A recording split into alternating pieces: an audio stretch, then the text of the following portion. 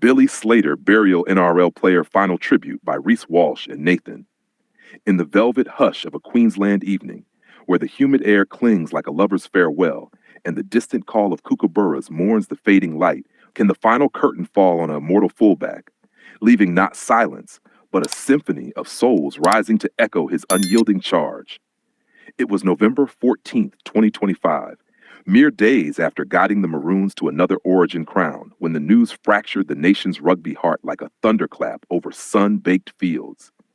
Billy Slater, the indomitable coach whose own bootlaces had once danced through defenses like whispers of wind, had been felled by a sudden, merciless stroke, his brilliant mind, architect of triumphs, stilled at 42 in a Brisbane hospital room overlooking the Brisbane River's untroubled flow. The man who had risen from Innisfail's cane fields to immortal status, amassing 190 tries and 2 World Cups, now lay in quiet repose, his legacy a tapestry woven from grit and grace. The service unfolded at the Gabba, that coliseum of Queensland dreams, its vast stands emptied of cheers and draped in maroon veils fluttering like flags at half-mast. Over 15,000 gathered under a sky bruised with grief. Former Storm teammates in Melbourne blue, Kangaroos elders with eyes etched by shared glories, and families from the Sunshine Coast who had cheered his first junior dashes. The air hummed with the faint scent of eucalyptus and fresh-cut turf, a nod to the ovals where Billy first learned to fly. Please like, share, and subscribe for more sport talk content. The procession wound through Brisbane's sunlit arteries at midday. Limousines gliding past murals of Slater's leaping tries, locals pausing mid-stride with hands to hearts, tears carving paths through dust from the day's heat.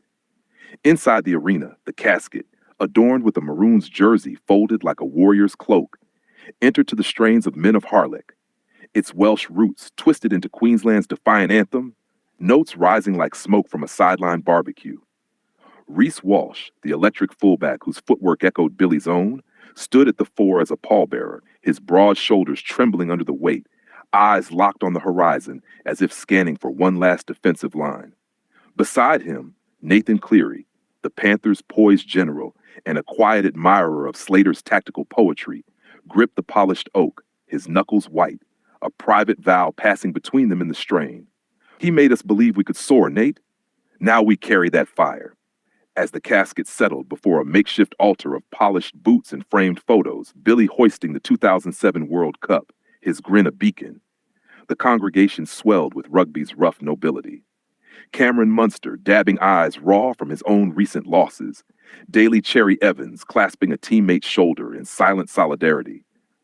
The crowd's breath hitched collectively, a hush deeper than any pre-kickoff tension, broken only by the soft patter of distant rain on the roof, as if heaven itself wept. Ivan Cleary, voice gravel from years of sideline commands, rose to speak, but it was the young guns who claimed the emotional zenith.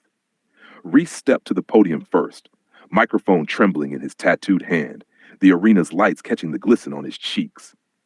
Open quote. Billy didn't just coach us to win, he began, voice cracking like a tri-line breakthrough. He taught us to live fierce, through the hits that floor you, the doubts that whisper quit. Last Origin, when I was doubting my step, he pulled me aside. Reece, you're not running from shadows. You're the storm they fear. Close quote. The stands murmured assent, a ripple of nods from juniors in the upper tiers, their hero's hero laid bare in vulnerability. Nathan followed, his words a steady river carving through stone, eyes never leaving the casket. Open quote. You showed me, Billy, that leadership isn't the loudest voice. It's the hand on the back when the world's caving in. That night after the decider, you texted, proud son, not of the passes, but the heart behind them.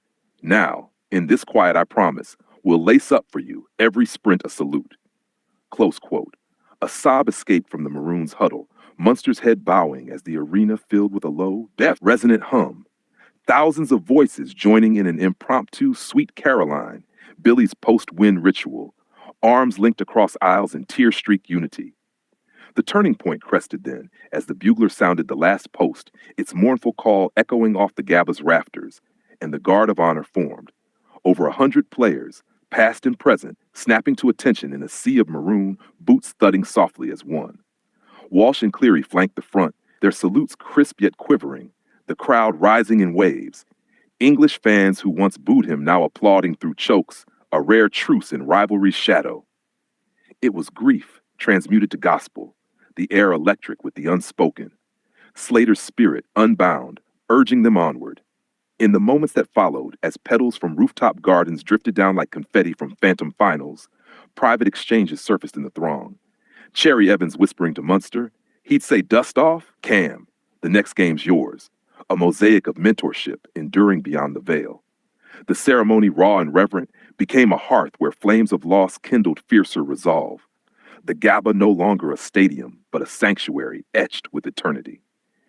The echoes of that trumpet's lament spread like wildfire through the digital bush, TikToks capturing Reece's eulogy in slow-motion reverence, clips of Nathan's vow layered with swelling strings from Immortalized.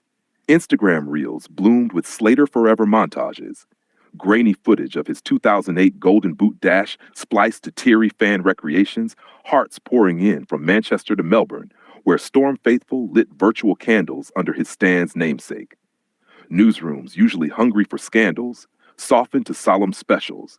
The Kid Who Conquered, headlines tracing Billy's arc from roustabout to rugby deity, aired on 9 with voiceovers thick with pause.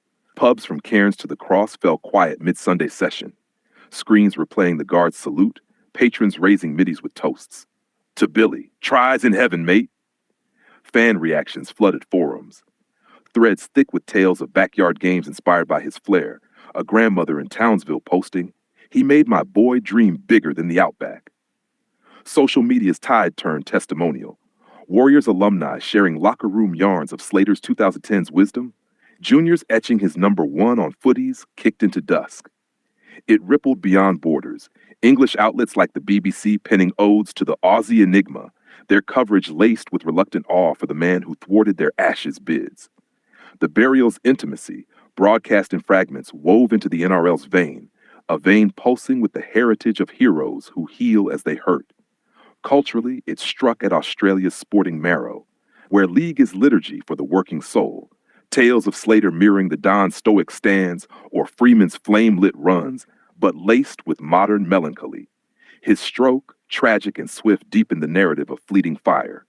From post-war pioneers who played through pain unspoken, to today's guardians grappling with the toll, his passing a poignant pivot in the game's evolution toward care over conquest.